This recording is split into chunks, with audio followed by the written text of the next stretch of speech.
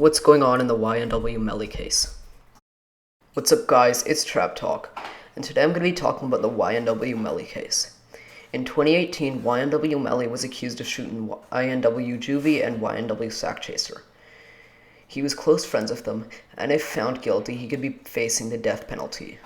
Before I get into this, I'd like to mention that 68% of you guys aren't subscribed, so make sure to sub and like. Let's get into this. So who is Melly? Melly, or Jamel Demons, was born in Florida. He's affiliated with the Bloods and blew off from Murder on My Mind. At this point, Murder on My Mind is 4 times platinum in the US. He also made a bunch of more massive songs, like Mixed Personalities, 223s, and Suicidal, but none of them are as popular as Murder on My Mind.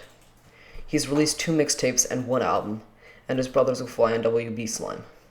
Him and his friends created a group called YNW, which both Juvie and Sack Chaser were part of.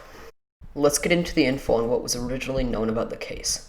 YNW Melly and his friends, including YNW Borton, YNW Sack Chaser, Juvie, and Dontavius Withers, left a recording studio in Fort Lauderdale.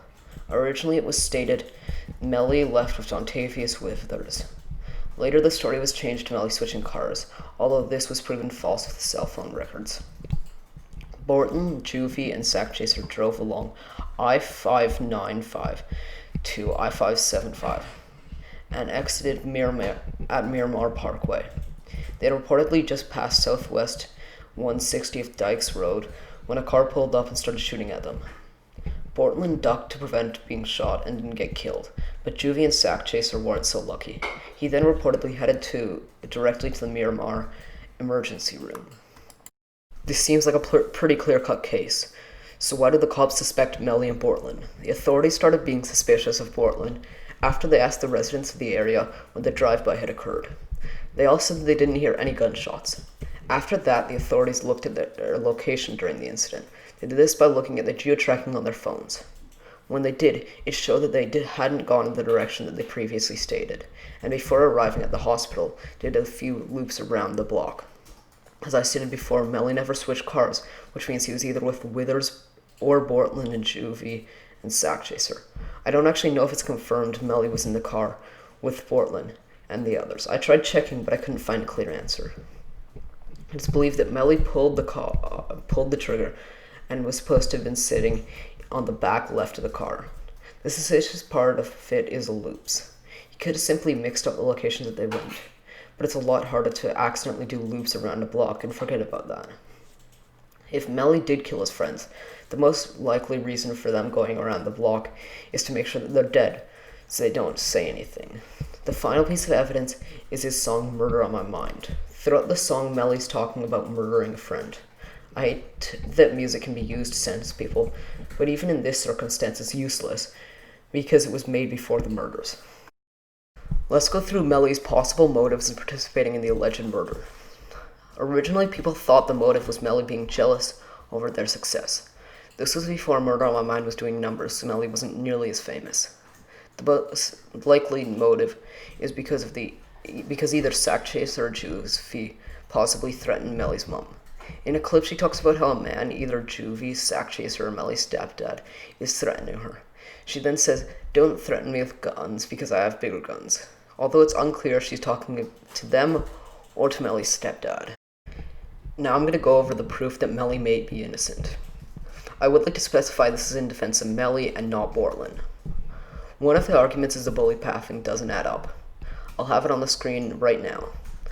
The cops used string to show where the bullets came from, and the bullets all seem to have come from the outside of the car, which adds up with Melly's story. Another thing is Melly's DNA was not found in the car, which means he may not have even been in the car. If y'all do know if it's absolute Melly was in the car, please let me know in the comments. The final piece of evidence that can make it harder to persecute Melly is there was no murder weapon ever found.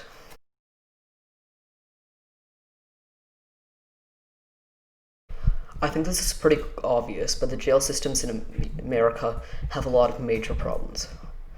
A major one during Corona is how rapidly diseases spread. There's a bunch of reasons for this, one of them being hand sanitizer is actually banned in jail. The reason for this is, in order for hand sanitizer to work, it needs a certain amount of alcohol, which means people can drink it and use it to get drunk. Another problem is that masks were not supplied, which means people have to make their own masks. The worst part about this is Melly was stuck in a cell with somebody with corona. He shortly after got it and got incredibly sick, but it took forever because he was locked. It took forever for him to get any help because he was locked up. His lawyer tried to get him out because Melly was in critical condition, but it was denied, like he couldn't get out. In the last little while, people have been talking about Melly's quote-unquote confession. Basically what he said is there's no regret for the shit I did for that man to die. He then throws up a gun sign and pretends to pop somebody, and then throws up a blood sign. They found this on Melly's phone, and it had been filmed within a few days of the murders. Unless he was just fucking around or has an explanation, it could be one of the most incriminating pieces of evidence. I wanted to stay relatively impartial through this, so you all could form your own thoughts. But now I'm going to go into my opinion. Honestly, I think with a lack of proof, it'd be hard to charge him.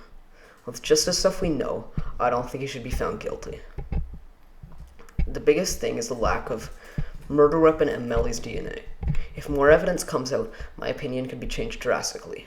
I'm not saying he didn't do it, I'm just saying it might be hard to prove he's guilty. And also, no one knows enough to say he's definitely guilty, at least other than the people directly involved in the case. That's it for the video. I spent a ton of time on it, so make sure to like and sub. If I made any mistakes, or you have any opinions on the case, let me know in the comment section below. Bye.